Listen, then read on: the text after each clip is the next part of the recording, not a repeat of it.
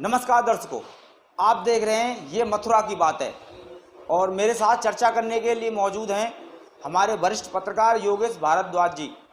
हम चर्चा करेंगे जिस तरीके से महंगाई, एक तरफ कोरोना की मार, दूसरी तरफ महंगाई की मार। आलू ले लीजिए, टमाटर ले लीजिए, प्याज ले लीजिए, कोई भी सब्जी ले लीजिए, कितनी महंगाई है। एक तो प्रवासी मजदूर के साथ क्या हुआ कोरोना काल में, किस तरीके से उन्होंने पलायन किया, उसके बाद फिर सब्जियों का एकदम महंगा होना। तो वो राय लेंगे हम अपने वरिष्ठ पत्रकार साथी जी से और पता करेंगे कि क्या कुछ उनका मूड है, क्या कुछ कहना है उनका। जी भारद्वाज जी, हाँ बताइए। ये बताएं कि जिस तरीके से ये महंगाई बढ़ रही है, एक तरफ रोजाना विरोध भी हो रहे हैं, कहीं न कहीं सरकार का भी विरोध हो रहा है, पार्टियां आंदोलन कर रही हैं, क्या मानते हैं आप इस चीज़ को? देखिए, ऐसा है, अगर आप राजनीतिक दृष्टि से लेते हैं तो हमेशा महंगाई का विरोध होता रहा है। जब कांग्रेस सत्ता में रहती है तो भाजपा महंगाई के खिलाफ प्रदर्शन करती है, भाजपा रहती है तो कांग्रेस करती है, दूसरी जो विरोधी पार्टियां होती हैं वो सत्ता पक्ष का हमेशा विरोध करती हैं महंगाई को लेकर के। मेरा व्यक्तिगत मानना ऐसा है कि महंगाई कुछ नहीं होती। आदमी के पास अगर आय के पर्याप्त साधन नहीं है तो उसके लिए हमेशा महंगाई रहती है, और जिसके पास पर्याप्त धन है उसके लिए कभी कोई महंगाई नहीं होती। अब बात आती है कि भाई वो जो पर्याप्त जो आमदनी है जिससे कि लोगों को ना लगे महंगाई है, वो कैसे हो। उसके लिए आदमी के पास रोजगार होना चाहिए, व्यवसाय होना चाहिए। लॉकडाउन से पूरा देश तो परेशान है ही, पूरा विश्व उससे परेशान है, तो रोजगार का संकट तो आया है। जैसे पहले नोटबंदी हुई, नोटबंदी के बाद मेरी बात सुनिए, नोटबंदी हुई। आप एक चीज़ देखिए कि नोटबंदी से हमें लॉस क्या हुआ। भाई देखो, मैं राजनीतिक आदमी तो हूँ नहीं कि मैं मोदी का विरोध करूँ या कांग्रेस का विरोध करूँ, और हमें उससे लॉस कुछ नहीं हुआ। जो रिजर्व बैंक कहती है कि हमारे पास इतना फंड है, हमारा इतना रुपया है हमारे पास हमारे देश में, और जमा होता है तो उससे ज़्यादा आ जाता है, तो ये तो और फायदा हुआ कि गवर्नमेंट की नज़र में और ज़्यादा फायदा है। इस बात को तो विपक्ष भी मान रहा है और पक्ष भी मान रहा है कि भाई हमारे देश में जो आंकड़े दिए थे कि इतना पैसा है रिजर्व बैंक ने, और जब धन जमा हुआ तो वो उससे भी ज़्यादा आ गया उनके आंकड़ों के हिसाब से। तो कम से कम गवर्नमेंट के पास ज़्यादा धन नज़र में आया गवर्नमेंट की में, तो ज़्यादा धन पर टैक्स लेगी गवर्नमेंट, तो ये तो उल्टा फायदा हुआ। लेकिन सब्जेक्ट ये है कि जो रोजगार बिल्कुल ठप हो गए हैं वो कैसे दोबारा से पटरी पे आए। अब कोरोना है, कोरोना की अभी तक कोई दवा नहीं बनी, लोग डरे सहमे हुए हैं, काम नहीं है। बिहार में तो बीजेपी ने कह दिया है साहब कि वोट दो और कोरोना की वैक्सीन लो। अब देखो, मेरे ख्याल से तो पता नहीं वैक्सीन आ भी रही है कि नहीं आ रही। हो सकता है चुनावी लॉलीपॉप टिका दिया हो पब्लिक को कि हाँ भाई वैक्सीन आएगी हम फ्री में देंगे। भाई चुनावी देखो, चुनावी दौर में राजनीतिक पार्टियां क्या करती हैं, वो अपने लॉलीपॉप देती रहती हैं। इनके लंबे लंबे घोषणा पत्र होते हैं, मेमोरेंडम बनाते हैं इतने बड़े बड़े, उसमें कितनी कितनी घोषणाएं होती हैं, कितने कितने मुद्दे लेके जा, हम ये करेंगे वो करेंगे। कितने हो पाते हैं? 2-4 हो पाते हैं? नहीं होगा क्या पाते? कोई पार्टी नहीं। मेरा ये कहना है कि चलिए चुनावी चर्चा तो चलती रहती है, लेकिन आज की जो महंगाई हुई है, जिस कदर एक आम जनमानस को जो महंगाई के कारण है, जैसे कि नवरात्रि गई है अभी निकल के, नवरात्रियों में आदमी आलू खाता है, ज़्यादातर व्रत रहता है तो, लेकिन आलू का भाव 50 और 60 है। पुराना आलू है वो 50 है और नया आलू है वो 60 है। तो एकदम आलू की इतनी क्यों महंगाई हुई? क्या व्यापारियों के पास इसका इकट्ठा कर रखा है? मैं आपको एक चीज़ बताता हूँ, एक महंगाई का सीन क्या है कि मार्केट में जब क्राइसिस आता है, हर बार क्राइसिस आता था, अभी पिछले 2 सालों से नहीं है, और अब प्याज के दाम अब बढ़े हैं। अदरवाइज प्याज 100-150 पे पहुंचती थी, बड़े हंगामे होते थे, जो विपक्षी दल होते थे, जो भी भाजपा भी रही विपक्ष में, इसने प्रदर्शन किए, ये खूब अपना प्रदर्शन करते थे, देश में हाहाकार होता था, दालें 150-200 पे पहुँच जाती थी, खूब हंगामे हुए। अब तो सब दाल भी 125 रुपये है। अरे भाई, जब दाल भी 200 पे होती थी, तो कहने का तात्पर्य ये है कि ये जो जमाखोर होते हैं, जो स्टॉकिस्ट होते हैं, वो हमेशा मार्केट में क्राइसिस लाते हैं। ये बात कोई माने या न माने, ये मेरी नज़र में मैंने बारीकी से देखा हुआ है, जो स्टॉकिस्ट होते हैं वो लाते हैं। अब एक चीज़ सुनिए कि लॉकडाउन हुआ, लॉकडाउन में सारी दुकानें बंद थी, पान मसाला ब्लैक में बिक रहा था, तंबाकू उत्पाद जितने भी हैं ब्लैक में बिक रहे थे। तो क्या जो 5 रुपये का पान मसाला है 60 रुपये में बिक रहा था, तो क्या कंपनी उसको 60 रुपये का दे रही थी? नहीं दे रही थी। कंपनी इतना कर सकती है कि 5 रुपए का 7 रुपए में बेच रही होगी, 8 रुपए में बेच रही होगी, ज़्यादा से ज़्यादा 10 रुपए में डबल में बेच दिया होगा उसने, क्राइसिस को देखते हुए कि भाई चलो ये ब्लैक है इसमें दे दिया होगा। लेकिन उसको 60 रुपए में किसने पहुंचाया? जो स्टॉकिस्ट हैं उन्होंने माल लिया अपने पास रख लिया, अब वो अपने मनमाने तरीके से दे रहे हैं। फैक्ट्री से रोज रोज तो लॉकडाउन में नहीं निकल सकते। ऐसे ही ये स्टॉकिस्ट लोग क्या करते हैं, ये मार्केट अपने हिसाब से नचाना चाहते हैं और इनके पास वो तरकीबें हैं कि मार्केट को ये कैसे नचा सकते हैं। ये व्यापार का एक बहुत बड़ा फंडा है। तो जो बड़े बड़े स्टॉकिस्ट जो बैठे रहते हैं, माल समेटा, देखो माल तो लिमिटेड है, माल का पता चल जाएगा जैसे ही फसल आई तो आपको पता चल जाएगा कि आलू की कितनी पैदावार हुई है, पता चल गया आपको, क्योंकि उनका काम ही है ये मार्केट में बैठे कि जो बड़े व्यापारी हैं। उन्होंने क्या है, माल उठाया डाल दिया, अब किसान से तो माल ले लिया उन्होंने, डाल दिया, अब माल कहाँ गया? अब पब्लिक के पास आना है वो रिटर्न खाने के लिए। माल नहीं है जी, माल नहीं है, मार्केट में हुआ बना दिया, माल नहीं है। अब पब्लिक को तो आलू तो खाना ही है, रेगुलर है। अब वो ऐसे निकालते हैं धीरे धीरे जैसे ब्लैक हो रहा है क्या, अरे आलू है ही नहीं मार्केट में, जबकि किसान का भरपूर हुआ था उन्होंने ले लिया। आप देख रहे हैं, मेरा अनुभव है, व्यक्तिगत अनुभव है मेरा, क्योंकि मैं किसान भी हूँ। पिछले 10 सालों से एक साल आलू ऐसे ही मारामारी होती थी, आलू के दाम अच्छे मिलते थे किसान को, एक बार सड़कों पर फेंकता था, फिर अगली साल किसान दबा के करते थे, फिर सड़क पे फेंक गया। अब किसानों ने इस बार नहीं किया यार, सड़कों पे फेंका था आलू, उस बार पता चला कि किसान जो बच्चे कुछ हैं जिन्होंने लिमिटेड से किसान जिन्होंने किया उनको अच्छे दाम मिल गए। तो ये गेम था। अब ये आपने देखा होगा कि इस बार क्या हुआ है कि जो आलू है, आपने मार्केट में देखा है, हमारा जो देसी आलू यहाँ होता था हमारे इलाके में, वो आलू हमारी मंडी में है ही नहीं। भाई कौन ले गया उस आलू को? पैदा तो हुआ था पिछली बार, लेकिन उस आलू को ले कौन गया? वो आलू जो हमारे इलाके के किसानों द्वारा उगाया गया था, मथुरा जनपद इतना बड़ा है, तमाम आलू होता है, और हमारे यहाँ वही लोकल आलू आता था खाने के लिए। वो लोकल आलू मार्केट में दिख क्यों नहीं रहा? वो गया कहाँ? क्या उसको विदेश निर्यात कर दिया गया? नहीं। लेकिन सुनो, ये बहुत मुद्दा है, वो आलू गया कहाँ? वो स्टॉकिस्टों ने अपने पास रखा हुआ है। हमारी मार्केट में कौन सा आलू है?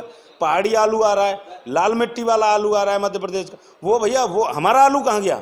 वो हमारा आलू हमें क्यों नहीं मिल रहा? वो निश्चित तौर पे स्टॉकिस्टों ने उसको रोका हुआ है मार्केट में क्राइसिस बनाने के लिए। नहीं, जैसे गवर्नमेंट को ध्यान देना चाहिए इस ओर। मैं आपको बताऊं योगेश जी, अभी करीब 1 हफ्ते पहले मैं मंडी में गया। मैंने वहाँ जाकर सचिव साहब से बात की।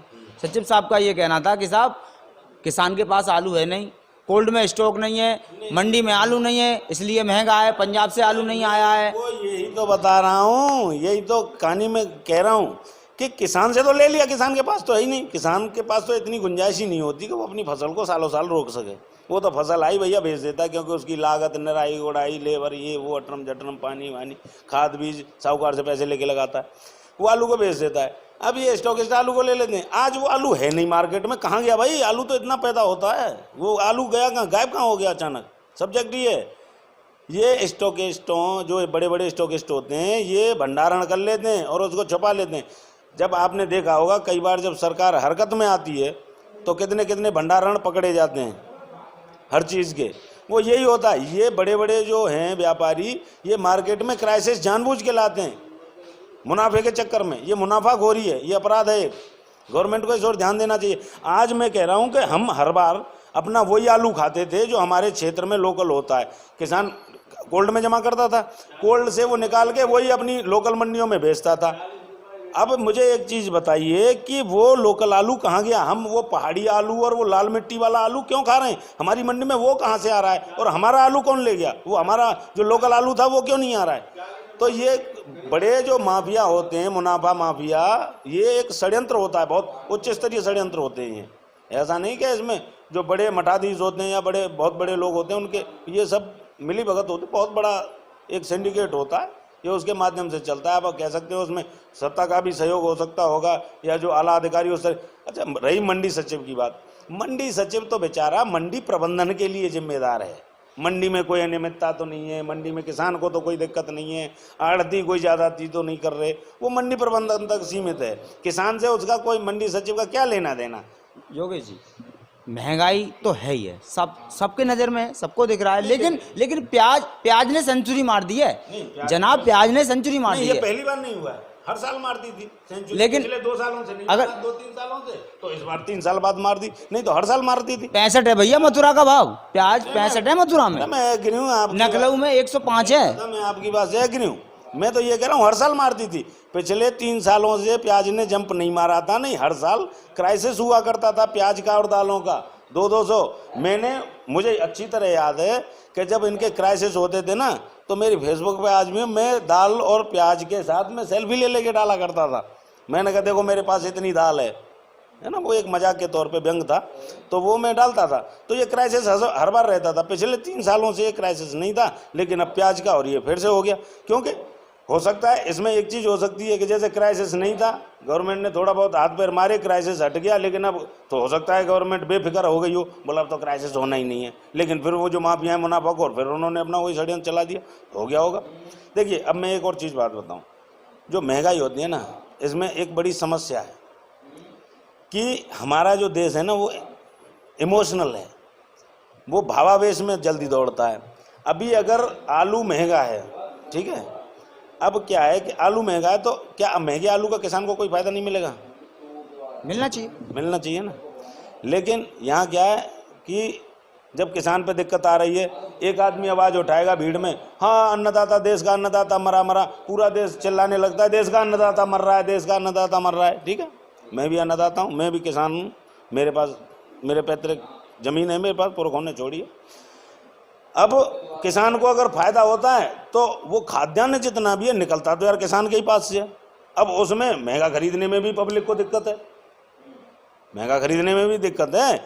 जो मान लो मैं कहता हूँ कि कंट्रोल रेट है 2200 रुपये या 1800 रुपये, जो भी कोई मान लो, एक कोई लिमिटेड मान लो 2200 रुपये है, भाई किसान को फायदा करवाना है तो सब 2100 क्यों नहीं खरीद रहे? जिम्मेदारी किन की है इसमें? नहीं देखिए भाई सत्ता, अगर जो सत्ता पक्ष है, सवाल तो उसी से किया जाएगा, जवाब उसी से किया जाएगा। इस देश के हालात इसीलिए गड़बड़ है कि हर चीज के लिए सत्ता जिम्मेदार, हम क्या करते हैं, हमें कुछ नहीं करना, सत्ता जिम्मेदार बताना है बस। देखिए ये इस देश की प्रॉब्लम है। देखिए आपने भी देखा है पीलीभीत में क्या हुआ, बताइए आड़तियाओं ने डीएम को पत्र लिखा कि साहब हम नहीं लेंगे धान, हम इनका अनाज नहीं लेंगे, क्योंकि उनकी दलालगिरी बंद हो गई।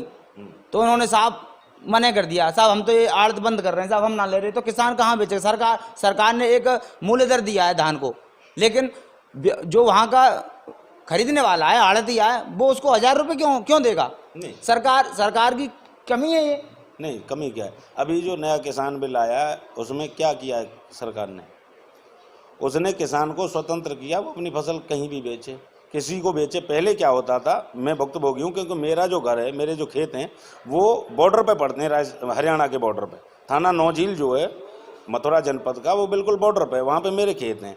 पीछे यमुना है, नौझील के पीछे अपनी यमुना जी, और यमुना जी के इस पार मथुरा जनपद है, उस पार हरियाणा है।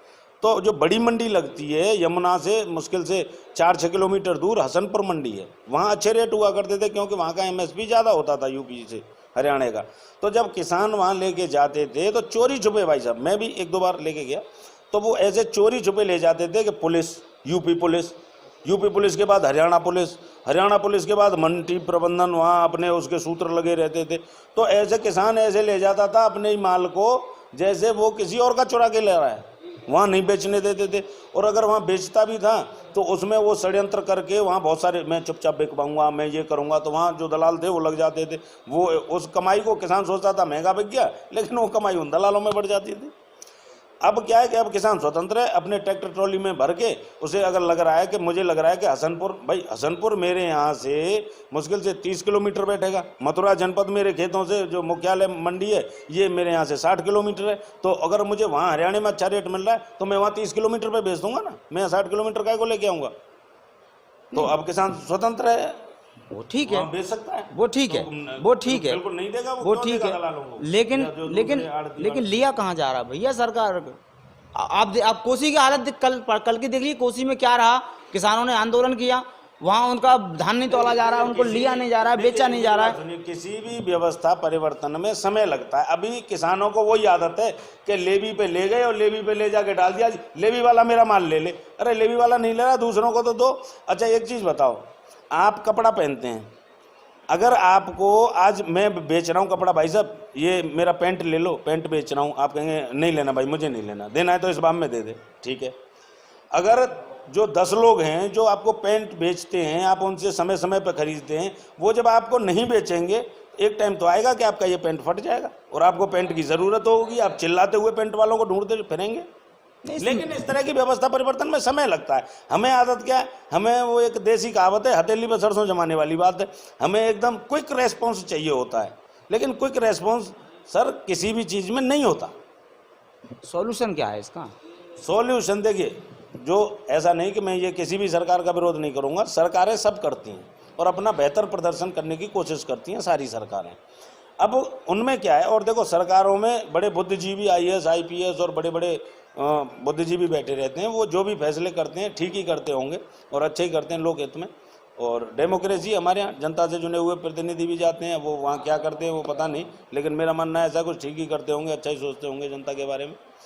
तो जो हमारी जो हमारा तंत्र है, सत्ता तंत्र है, सरकारी जो अमला है, इनको थोड़ा सा ध्यान देना चाहिए। जैसे कि ऐसे जो बिचौलिए हैं, या फिर मैंने आपको बताया जो बड़े व्यापारी वर्ग है, ये जो स्टॉकिस्ट हैं, ये मुनाफाखोरी के चक्कर में ये जो इस तरह का क्राइसिस पैदा करते हैं। मैं आपको गहरी बात बता रहा हूँ, इस और किसी का ध्यान नहीं है। ये जानबूझ के जो बड़े व्यापारी होते हैं, जो स्टॉकिस्ट होते हैं, जिनके यहाँ लाखों टन भंडारण होता है, ये जानबूझ के मार्केट में क्राइसिस करते हैं।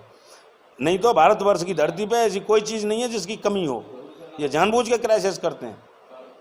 किसान को परेशान करेंगे, पहले उसको उचित मूल्य नहीं देंगे, फिर उचित मूल्य, क्योंकि किसान क्या है, उन्हें पता है कि किसान बिल आ जाएगा। किसान में इतनी क्षमता नहीं है कि वो अपने उसको फसल को रोक सके, क्योंकि उसने जुताई के लिए कर्ज लिया, बुवाई के लिए कर्ज लिया, पानी के लिए कर्ज लिया, उसने सारी चीज़ें कर्ज से की। थोड़ा बहुत तो उसके पास पैसा था, सपोज उसने अगर 100% लागत लगाई 100 रुपये की, तो 50 रुपये अपने थे उसके, 50 रुपये उसने साहूकार से ले लिए।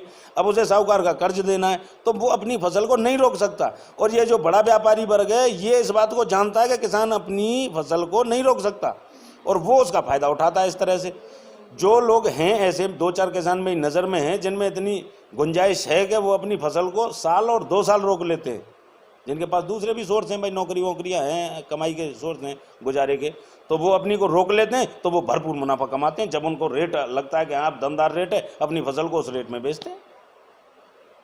वो आपकी बात ठीक है, मैंने मान ली, लेकिन जिस तरीके से आज जो चल रहा है, आज देखिए एक तरफ कोरा, देखिए महंगाई क्या, मैं आपको एक और चीज़ बताता हूँ। देखिए तथ्य हैं वो हमें जमीनी स्तर से समझने होंगे। अगर हम डायरेक्ट ब्लेम करेंगे, ब्लेमिंग वाला कुछ नहीं है, तो राजनीति का खेल है। देखो मुझे अच्छी तरह याद है, मैं 2 जनपदों के बारे में जानता हूँ, मथुरा और हाथरस। भारत सरकार या उत्तर प्रदेश सरकार जो भी रही हो, उनके द्वारा एक योजना चलाई जा रही है। इन्होंने कहा था मुझे एक बात याद आ गई, बीजेपी ने कहा था किसानों की आय हम दुगुनी करेंगे या तिगुनी करेंगे, ऐसा कोई मामला था।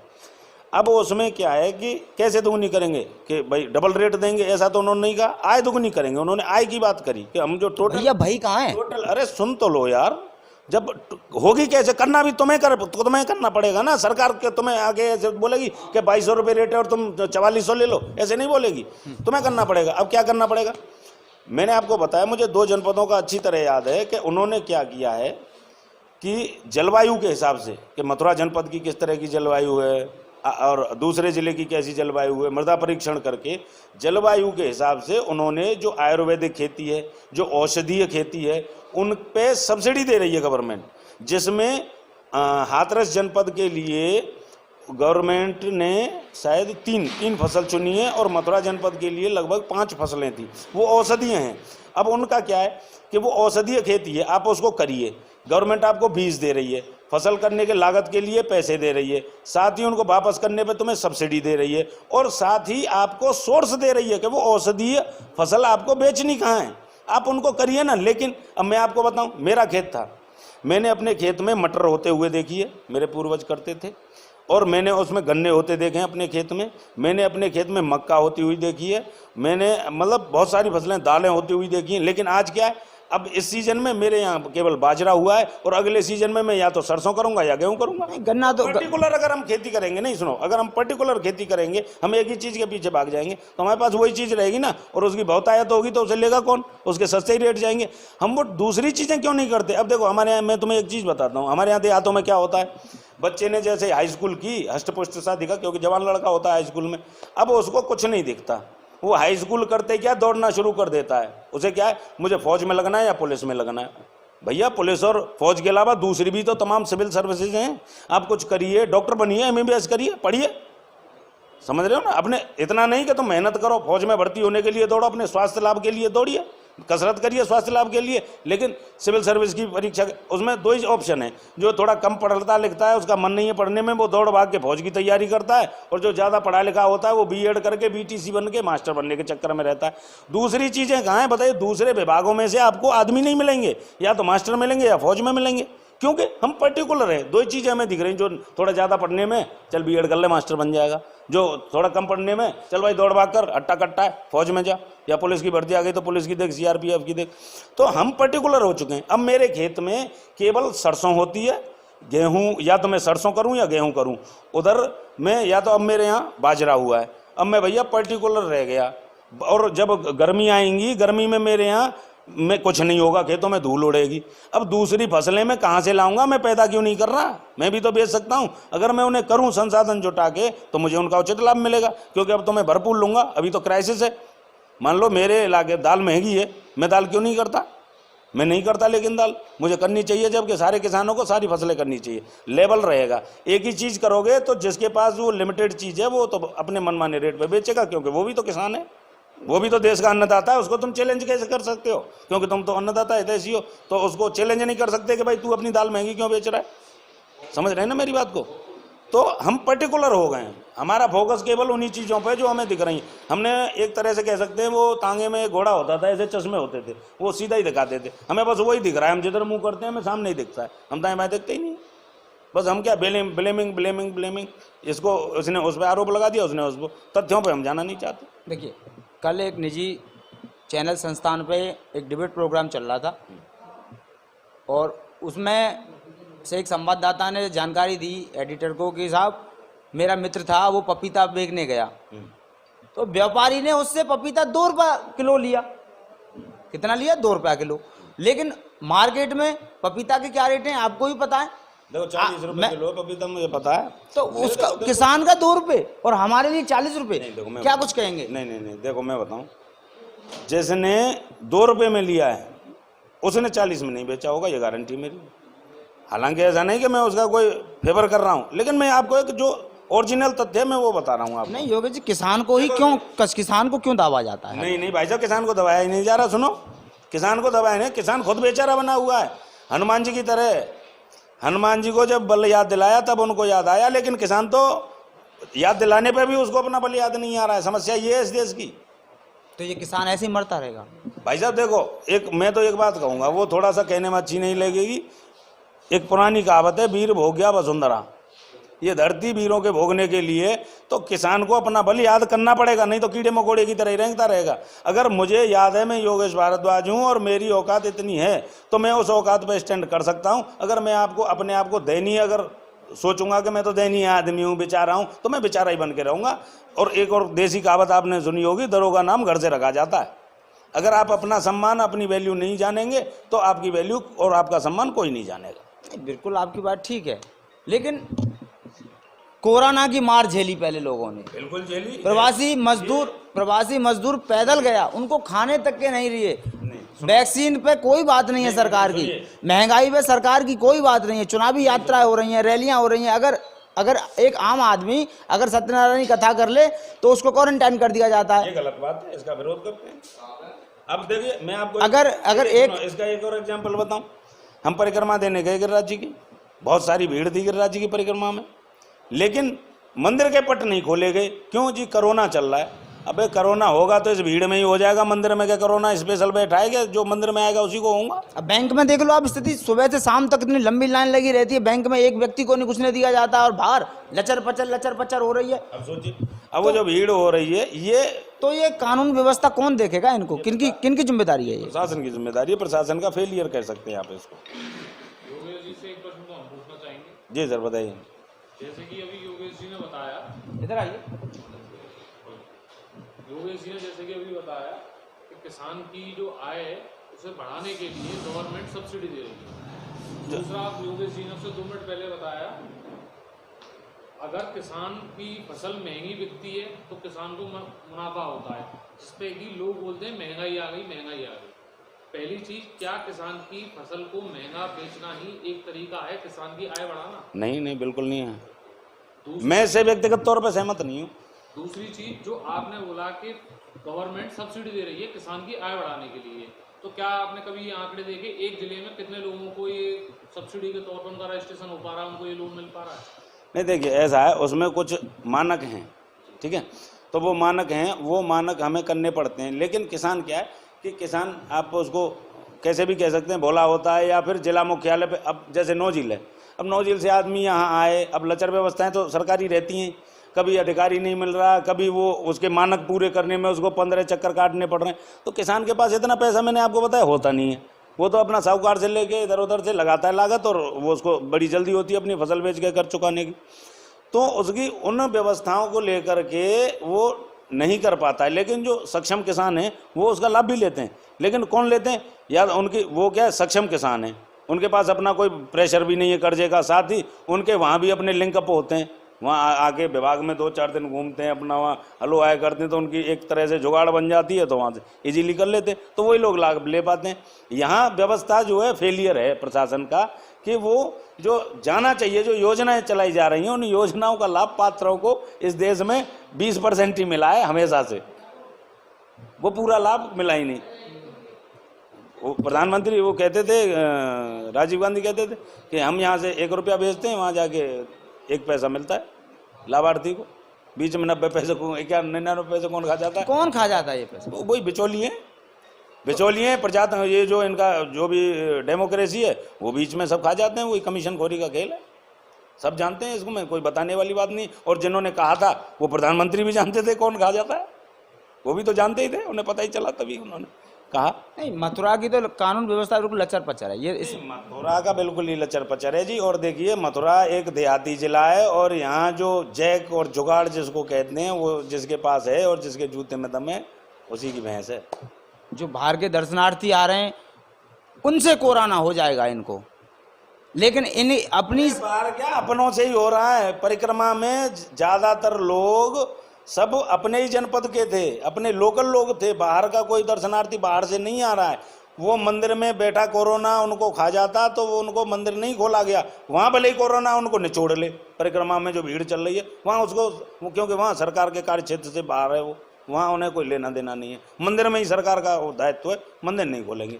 इसमें मुझे तो शक हो रहा है, ये जो मंदिर प्रशासन होते हैं इनके, ये जो इनकी पीठ होती है, अपना मैनेजमेंट जो मंदिरों का होता है, इनका भी कोई षड्यंत्र है, ये भी कोई मिली भगत कर रहे हैं। जैसे कि ये जबरदस्ती बंद कर दिया था बांके बिहारी, मंदिर वालों ने किया था, कोर्ट के आदेश थे, फिर वो कुछ लोग हुए तो फिर कोर्ट ने बोला कि भाई आदेश जारी। खुल गया, दोबारा खुला, व्यवस्थाएं भंग हुई, आंदोलन हुए, किसी ने दीपदान किया, किसी ने कुछ किया, तमाम तरीके हंगामे हुए। भीड़ बाहर लगे या अंदर लगे, कोरोना होगा भीड़ में बाहर भी हो जाएगा, नहीं होगा तो अंदर भी नहीं होगा, सीधी बात ये। सरकार को इस पर कोई गाइडलाइन क्यों जारी नहीं कर रही है? 5 माह ऑन लॉकडाउन 5 चल रहा है, चुनाव चल रहे हैं बिहार में, सारे नेता वहाँ लगे पड़े हैं, उनका वहाँ जीतने के चक्कर में वहाँ उनका ध्यान है।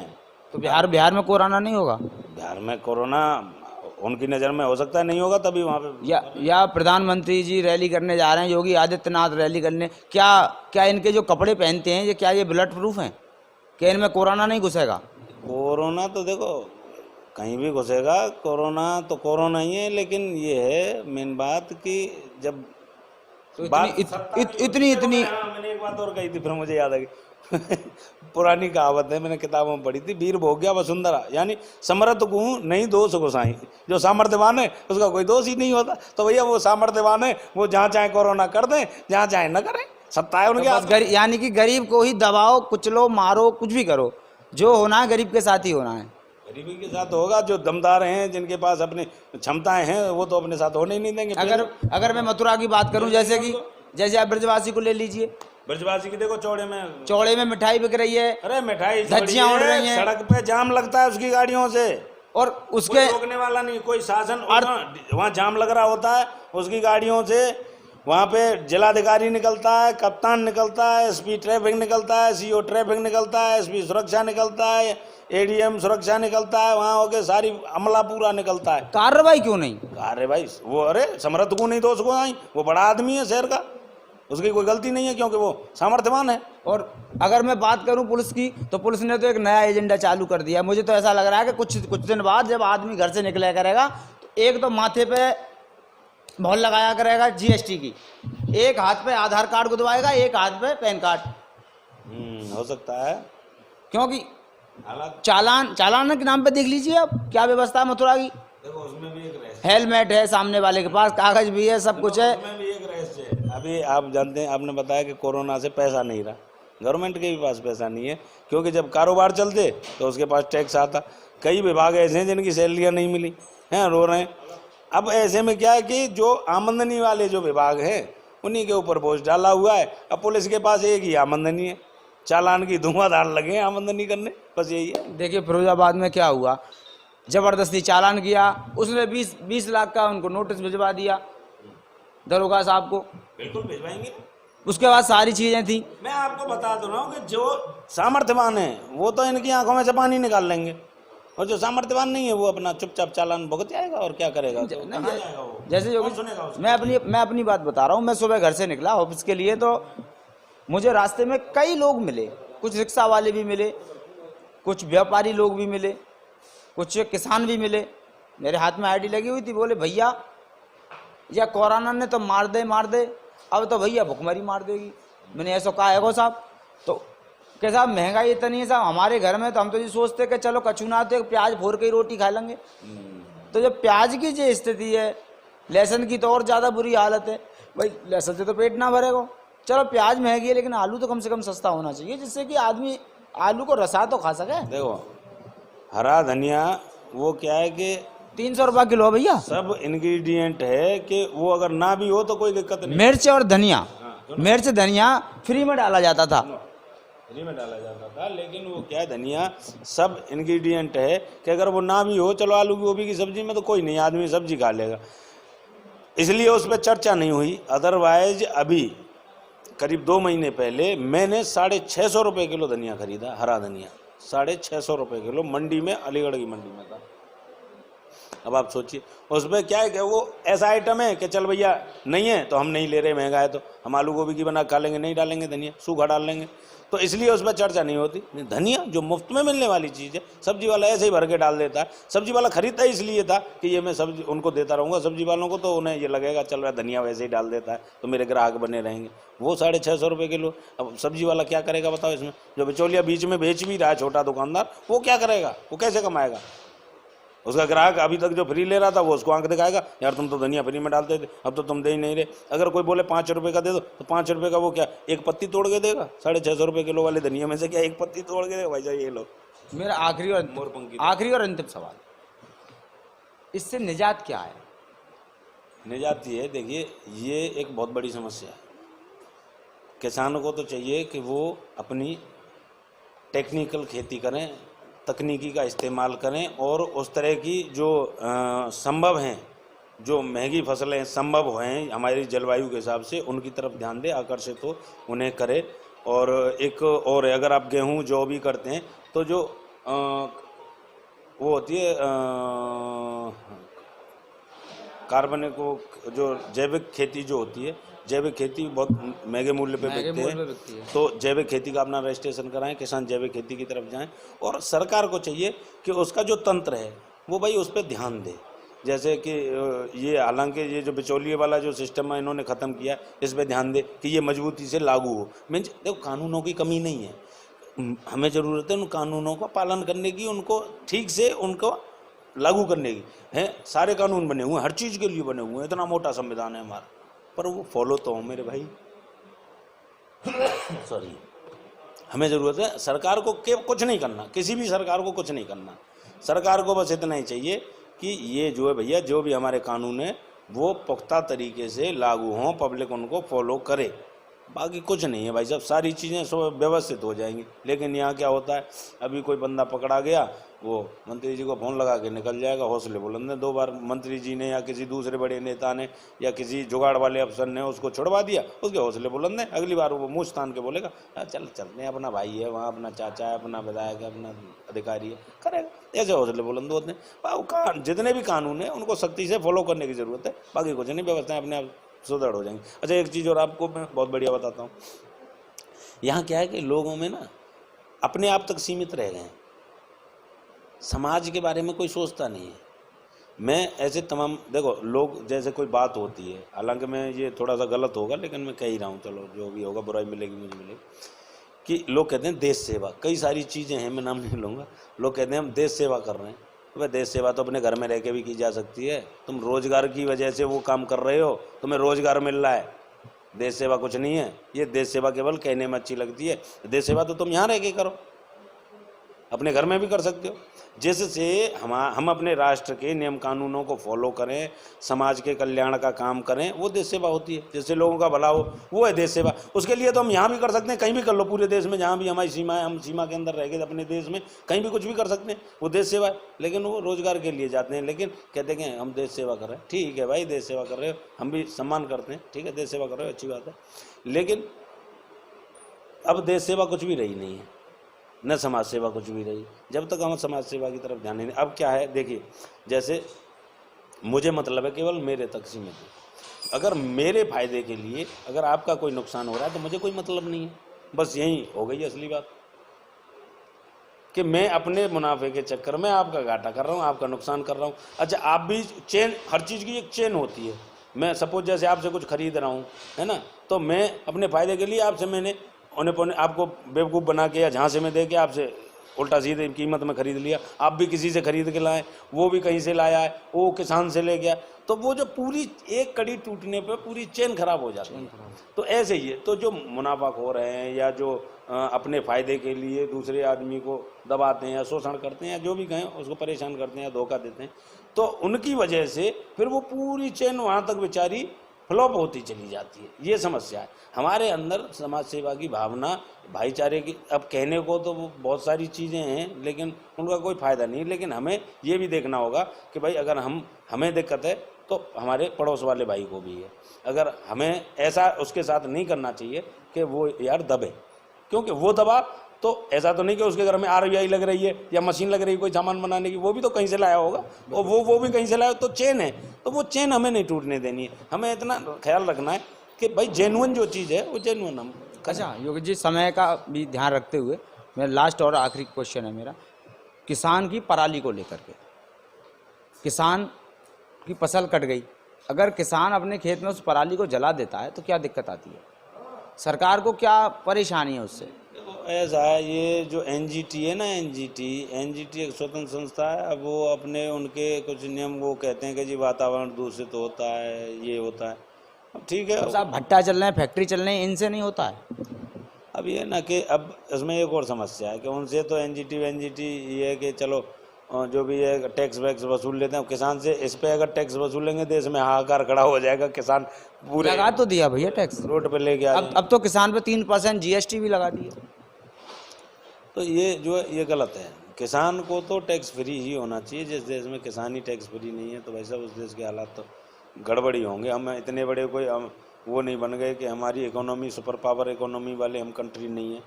तो किसान की ओर हमें ध्यान देना होगा। और मैं तो कहता हूँ कि किसान को, ये मेरी व्यक्तिगत राय है कि किसान को फिर से मल्टीपर्पज़ किसान बनना चाहिए।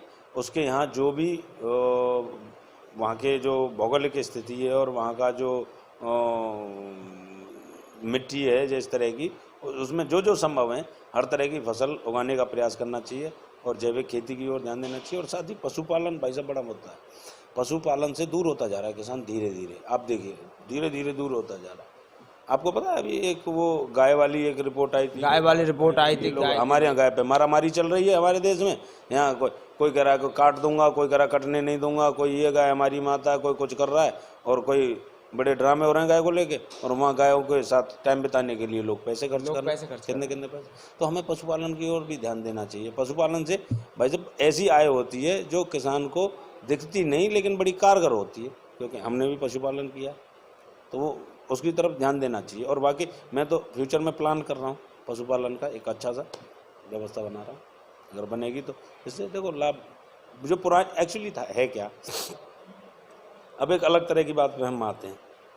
हमारी समस्या क्या है, हम धार्मिक लोग हैं, ठीक है, हमारा पूरा देश धार्मिक है ना, हम धर्म को मानने वाले लोग। लेकिन हमारी समस्या क्या है, हम पे राज कानून का है। हम दो धड़ों में बटे जाते हैं, ना हम इधर के ही रहते हैं ना इधर के ही रहते हैं।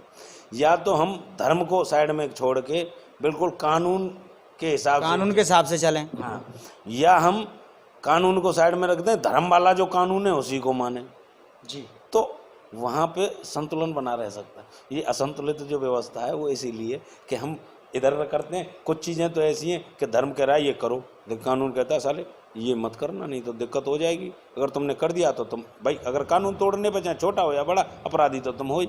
वो तो है, आईपीसी तो साफ कहती है अगर आपने कोई कृत्य किया है तो उसकी सजा माफ़ी नहीं है। तो वो आप अपराधी हो गए। अब कोई काम क्या है कि कानून कह रहा है, बोला आप ये कर सकते हैं, स्वतंत्र हैं इसको करने के लिए, आपका मन भी कर रहा है, लेकिन आपका धर्म आपको आड़े आ रहा है, अरे यार नहीं ये तो गलत है, तुम नहीं रोक सकते। सपोज जैसे 377 खत्म कर दी, लेकिन हमारा धर्म नहीं कहता, और आज भी भले ही कानून ने खत्म कर दियो, धर्म तो स्वीकार उसको नहीं करता, आज कभी नहीं करेगा। जो धार्मिक लोग हैं वो तो कभी मर जाएंगे, कभी नहीं स्वीकार। तो अब क्या है कि अब क्या मतलब ये है कि करना चाहिए नहीं यार, ठीक है उसने आज़ादी दे दी, लेकिन हम धार्मिक लोग हैं। अब हमारा क्या, हम दो नावों पे चढ़े हुए, अब वो नाव जैसे ही पानी की लोरों से ऐसे ऐसे होती है हम बिलबिला जाते हैं। तो हमें या तो इस नाव पे या इस नाव पे होना चाहिए, ये बहुत ज़रूरी है। और जैसा कि आ रहा है, और हम देखिए हमारी हिम्मत देखिए, हम दोनों चीज़ों को मजबूती से फॉलो कर रहे हैं। हमारे पैर इतने मजबूत हैं कि जैसे ये ऐसे होता है हम दोनों नावों को पास ले आते हैं।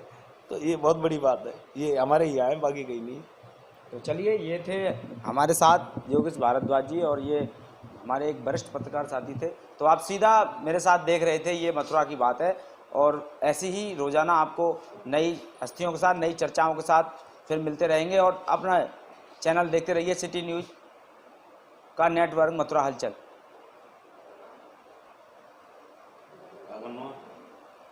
लाल बटन